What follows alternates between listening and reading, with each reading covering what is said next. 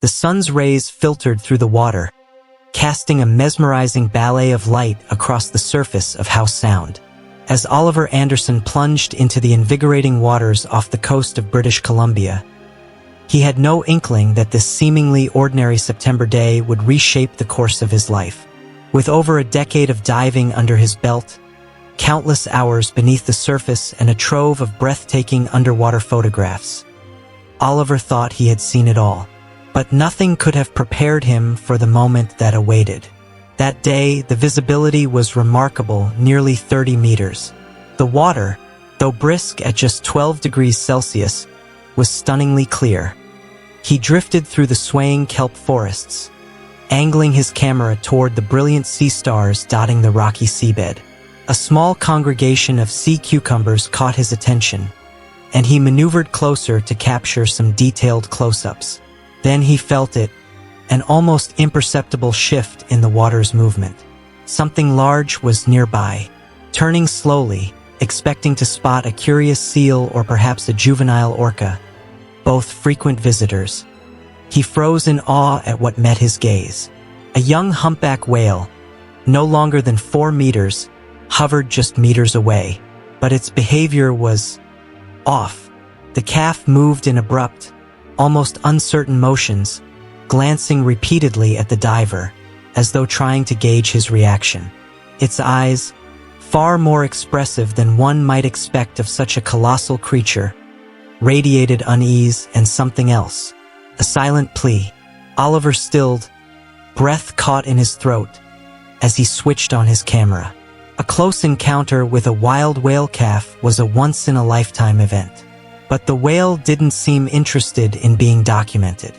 Instead, it swam closer, so close its massive fin nearly grazed Oliver, before veering away in a wide arc, then returning again.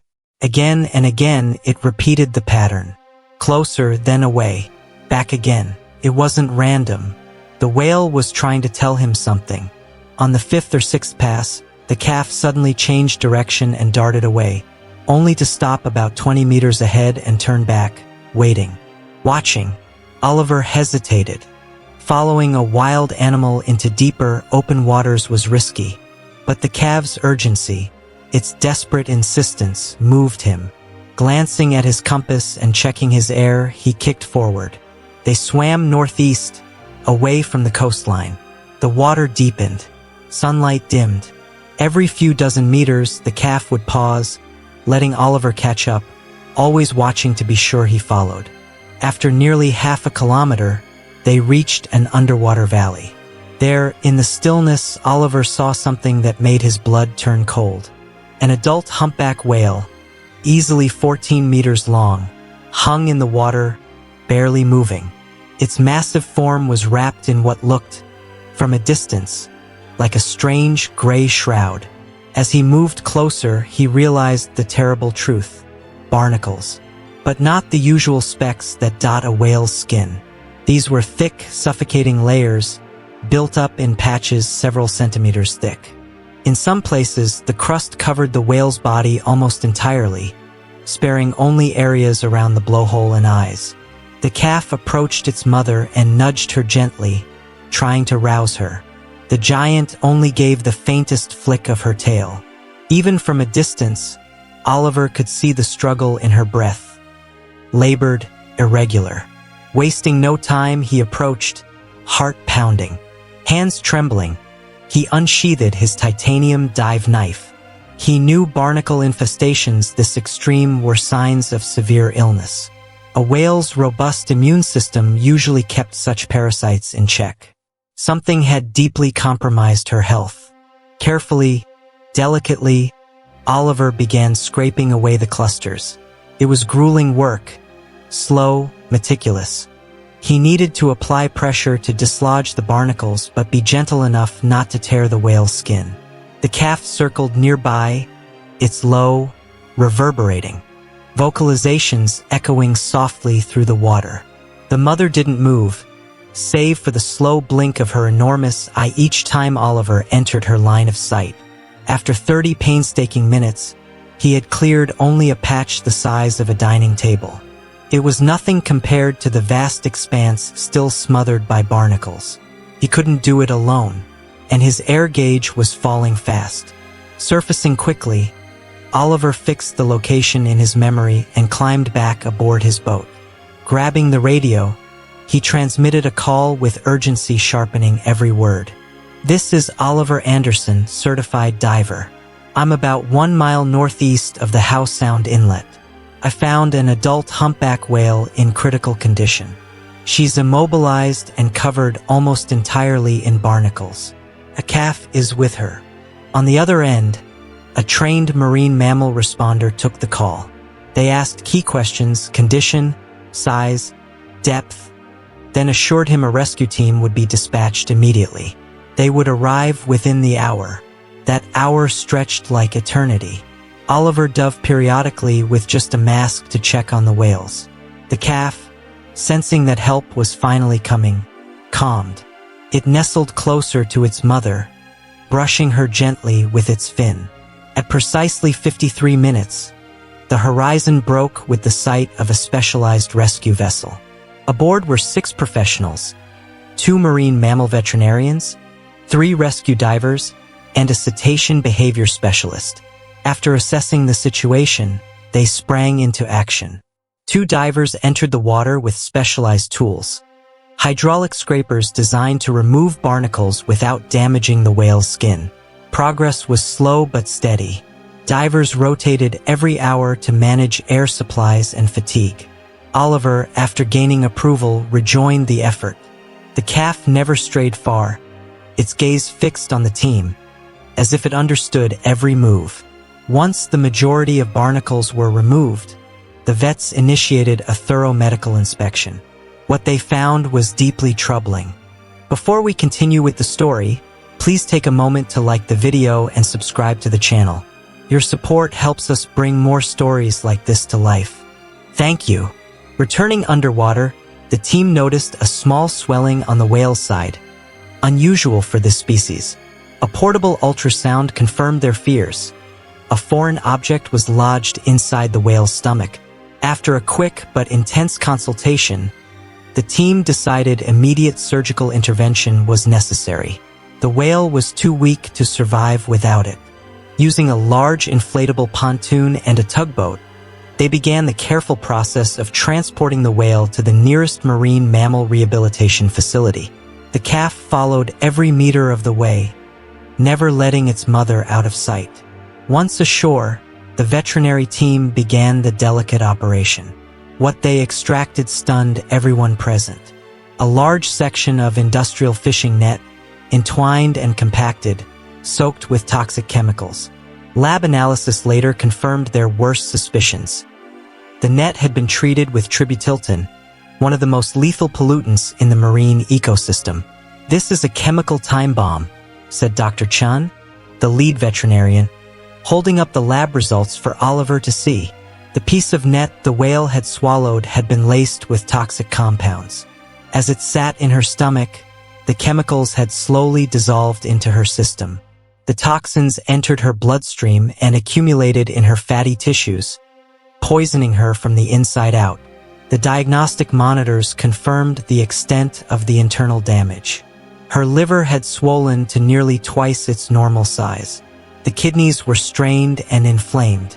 Her immune system had all but collapsed, allowing the rampant barnacle infestation. Another few days, and the damage would have been beyond repair. Dr. Chun studied the blood analysis and shook his head. The toxin levels were already critical. That's why she could barely move. Her muscles were partially paralyzed. If it hadn't been for the calf's incredible instincts and your quick action, Oliver, we would have lost them both. Under the microscope, the synthetic fibers of the net glinted with embedded crystals, remnants of the banned anti-fouling chemicals. These coatings were prohibited decades ago, a lab technician explained, but they're still in use in some countries with weak environmental oversight, especially on older fishing gear. Over the next 3 weeks, the mother whale and her calf remained in a dedicated rehabilitation pool. Oliver visited almost daily, helping with their care and documenting their recovery. Bit by bit, the mother's strength returned. Her breathing stabilized, her wounds healed, and her appetite grew. Blood tests showed toxin levels steadily dropping. Throughout it all, the calf never left her side. If he hadn't come to find help, one of the staff members remarked, "We never would have found her in time." By mid-October, the moment they'd all hoped for arrived.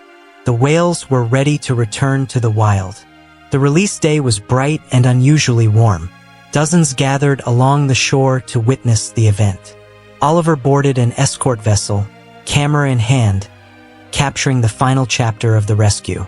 When the gates of the rehab pool opened, the whales lingered, hovering near the exit as if contemplating their return to the open ocean.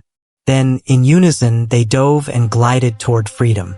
Moments later, they paused, turned back, and one by one leapt into the air, breaching fully before crashing back into the water with thunderous splashes. To those watching, it felt like a farewell gesture, an unmistakable expression of gratitude. Then they swam north, beginning the long migration to their wintering grounds in Hawaii. In the months that followed, the story of the rescue made headlines in environmental journals and scientific publications. Marine biologists focused on the calves' extraordinary behavior, pointing to it as a rare example of cetacean intelligence and emotional awareness. Oliver stayed closely connected to the rescue center, and thanks to tracking tags placed before the release, scientists were able to follow the pair's migration. The signals confirmed they had reached Hawaii safely, joining a pod of healthy humpbacks. But what happened next astonished even the experts. The following summer, while diving near Howe Sound, Oliver spotted familiar plumes on the horizon. As his boat approached, he recognized them instantly. The mother and calf had returned. They looked strong and vibrant. The only sign of the mother's ordeal was a faint scar along her side, a quiet testament to what she had survived. The whales lingered near Oliver's boat for nearly an hour, surfacing repeatedly as if posing for his camera. The calf, now visibly larger, glided close to the hull and gently brushed it with his fin. Their story became more than a tale of survival. It became a symbol of hope, compassion, and the profound connection between humans and the creatures of the sea. Thanks to one man's courage and a team's expertise, 2 lives were saved, and the ripple effects reached far beyond. For Oliver, the experience changed everything. He left his former job and joined the Marine Mammal Rescue Center full-time. Today, he dedicates his life to protecting the ocean's most vulnerable inhabitants. His footage from the whale rescue is now part of an educational campaign, raising awareness about marine pollution and the deadly legacy of human negligence.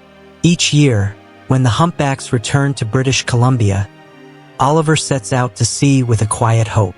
He knows the chances of another reunion are slim, but he also knows that the ocean is full of surprises. Because if this story taught him anything, it's that miracles can happen, especially when you choose to act. Did this story move you? Would you step in if you saw a whale in trouble? Let us know in the comments below. If you enjoyed this journey, don't forget to like, subscribe, and share this video. Your support helps spread the message and protect the wonders of the deep. Thank you for watching. See you next time.